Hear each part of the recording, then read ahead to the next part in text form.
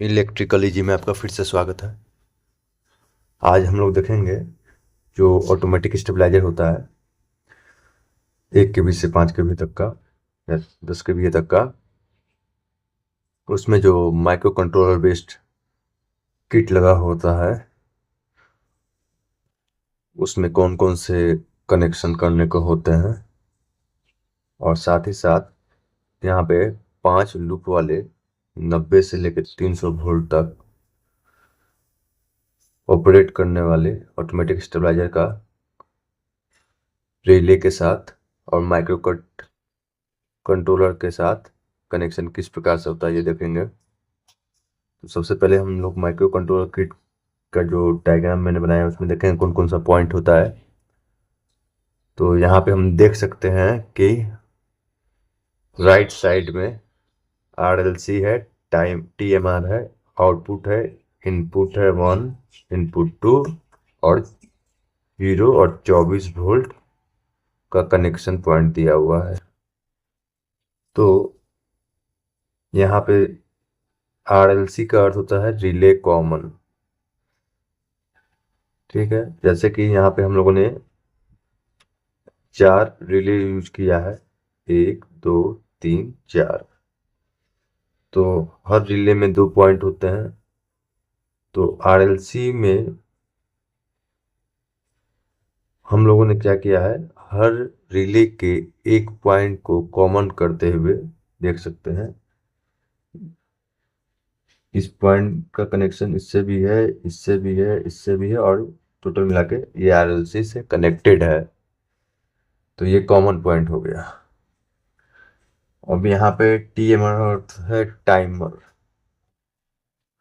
Timer relay मतलब जब हमको आउटपुट जो है, जब स्टेबलाइजर को सप्लाई मिलता है उसके तो 5 सेकेंड 2 सेकेंड के बाद चालू करना होता है स्टेबलाइजर का आउटपुट देने का काम। तो हम लोग टाइमर पॉइंट का उपयोग करते हैं।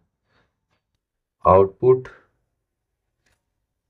ये आउटपुट वाला जो है इससे फाइनल जो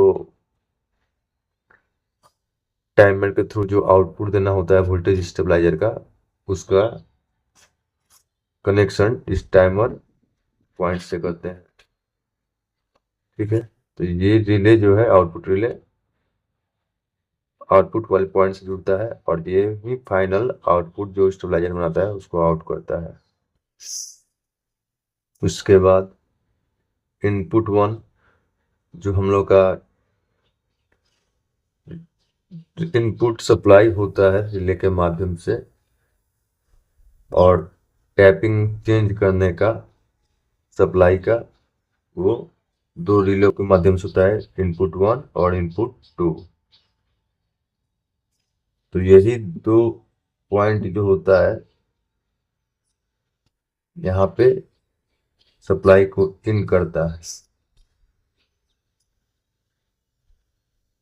टैपिंग चेंजिंग में भी यही मददगार होता है जिसमें सप्लाई जैक कनेक्ट होता है, ठीक है। और यहाँ 0 मतलब जो हमारे पास AC 24 वोल्ट मिलते हैं उसका एक पॉइंट 0 में कनेक्टेड होता है, दूसरा पॉइंट 24 में कनेक्टेड होता है। तो AC सप्लाई होता है तो पोलरिटी उसमें डिपेंड नहीं करता है। कोई भी तार, 2 तार में से कोई भी एक तार एक पॉइंट में, दूसरा तार दूसरे पॉइंट में लग जाता है। अब यहाँ आते हैं QS 2 चीज लिखे होते हैं। तो इसका उपयोग टाइमर को डीएक्टिवेट करने के लिए होता है। मतलब हम चाहते हैं कि सप्लाई आते ही स्टेबलाइजर का काम करते ही आउटपुट निकल जाए, हमको सॉकेट में मिल जाए। तो इस दोनों पॉइंट को शॉर्ट कर दिया जाता है स्विच के माध्यम से और हमारा टाइमर रिले डीएक्टिवेट हो जाता है। अब आते हैं यहाँ पे LOTMLC। तो एक 3 लेग की LED भी आती है जिसमें 2 कलर जलते हैं, लाल और हरा। जब हमारा इसमें 3 टर्मिनल में इसमें एक मिडिल वाला जो होता है वो LC से जुड़ा होता है। LC मतलब LED कॉमन। एक टीएम होता है जिससे हम लोग लेके एक किनारे के पॉइंट को कनेक्ट कर देते हैं और दूसरे को दूसरे पॉइंट से कनेक्ट करते हैं। कनेक्ट करने के संदर्भ में ये चीज़ है कि हमको एक बार जब हम एलसी और टीएम किल्ले को जब 3 वोल्ट देंगे तो ये रेड जलने लगेगा, और जब लोड एलओ और एलसी को देंगे तो ग्रीन जलने लगेगा। मतलब एक ही एलईडी कभी रेड जलती है कभी ग्रीन जलती है, उसके लेग में मिलने वाले सप्लाई के आधार पे। तो ये होता है।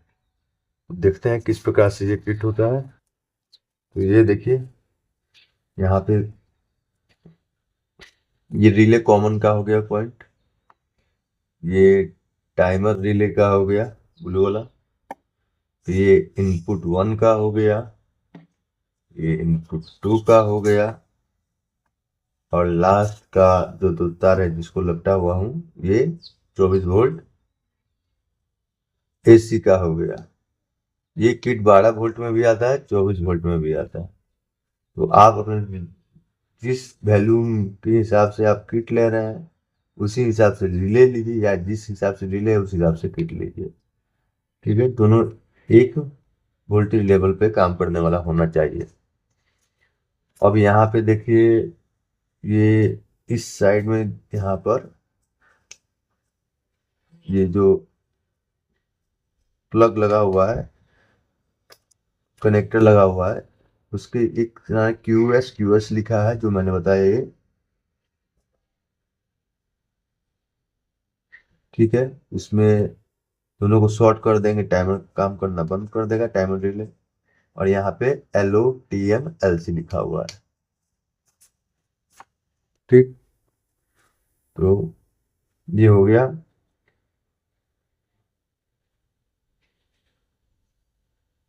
तो इसी कनेक्टर में हमारा ये जो लेफ्ट साइड का पॉइंट है एलईडी के लिए या टाइमर डीएक्टिवेट करने के लिए, इसी सभी में तार में दिया हुआ है। तो सबसे अगर इस तरह रखते हैं तो सबसे लेफ्ट में जो ब्लैक और ब्राउन वायर है वो टाइमर रिले को डीएक्टिवेट करने के लिए है। उसके बाद जो हमारा एक रेड वायर है वो एलईडी कॉमन है, और हमारा जो ऑरेंज कलर का है वो टाइमर के लिए है, और येलो वाला जो है वो हमारा आउटपुट जब देने लगेगा स्टेबलाइजर तब के लिए शो करता है। तो इस तरह से माइक्रो कंट्रोलर फिर दिखता है। अब यहाँ पे देखेंगे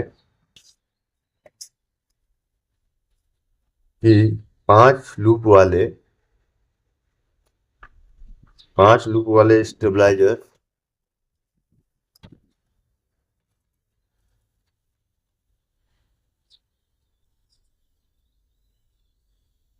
और हम देखते हैं कि यहाँ पे 5 लूप वाले ऑटोमेटिक स्टेबलाइजर बनाने के लिए जो टेपिंग निकला हुआ है ट्रांसफार्मर से वो कौन कौन है। 90 वोल्ट है, 136 वोल्ट है, 160 वोल्ट है, 180 वोल्ट है और 220 वोल्ट है। तो टोटल मिला के 5 हमारे ट्रांसफार्मर से टेपिंग निकले हुए हैं। और अलग से किट को सप्लाई देने के लिए हम लोग सेकेंडरी वाइंडिंग 24 वोल्ट का उसी ट्रांसफार्मर से करके निकाल लेते हैं। ठीक है, तो पहला रिले जो है RL1 उसमें जो NC कॉन्टैक्ट है, NC कॉन्टैक्ट वो होता है जो रिले के एक्टिव ना होने पे कॉमन से जुड़ा रहता है। ठीक है, तो जो 90 वोल्ट का टैपिंग पॉइंट है वो हमारा ये फर्स्ट के 90 वोल्ट से जुड़ा रहेगा। उसके बाद 136 वोल्ट का जो टैपिंग है वो दूसरे रिले के एनसी से जुड़ा रहेगा, और उसी रिले के एनओ से 180 वोल्ट का टैपिंग जुड़ा रहेगा।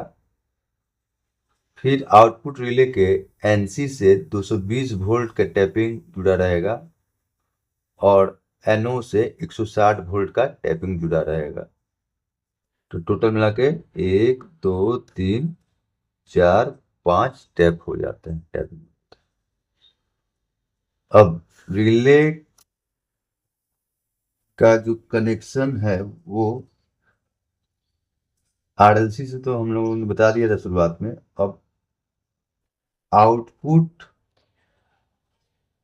इनपुट 1 और इनपुट 2 से कैसे कनेक्शन होगा ये समझेंगे। आउटपुट पॉइंट जो है माइक्रो कंट्रोलर का, वो आउटपुट वाले रिले के बचे हुए पॉइंट से जुड़ जाएगा।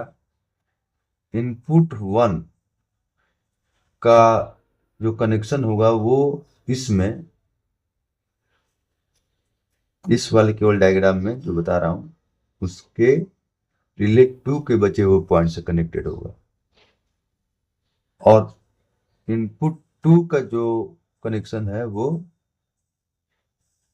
रिले नंबर 1 के बचे हुए पॉइंट से कनेक्टेड होगा। तो इस प्रकार से हमारा केवल इस ऑटोमेटिक स्टेबलाइजर के निर्माण हेतु, जो कि 90 वोल्ट से 300 वोल्ट के बीच काम करेगा, सप्लाई वोल्टेज पे काम करेगा, 5 लूप का है, का कनेक्शन इसी प्रकार से किया जाता है। आप इस डायग्राम का उपयोग करके, कनेक्शन का उपयोग करके आप 1 केबी से लेकर 10 केबी तक के बीच का ऑटोमेटिक स्टेबलाइजर विथ टाइमर वो देखेंगे कि इनपुट जो सप्लाई होता है, जो आता है, वो रिले 1 के कॉमन पॉइंट से इंटर होगा, और आउटपुट जो है टाइमर के एनो पॉइंट से होते हुए निकलेगा। तो आप लोगों का वीडियो देखने के लिए बहुत बहुत धन्यवाद।